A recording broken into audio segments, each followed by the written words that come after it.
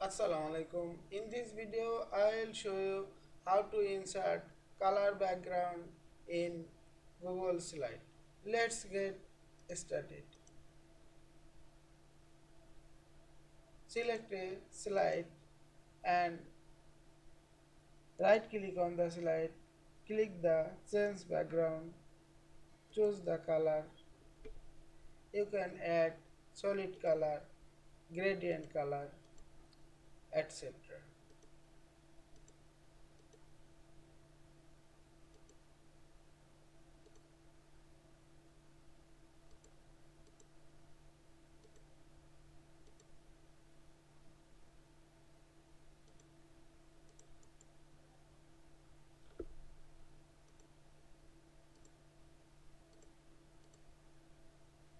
If you want to add color to all slide, select the all slide, press Ctrl A from keyboard and right click on the mouse, change background and choose the color and done.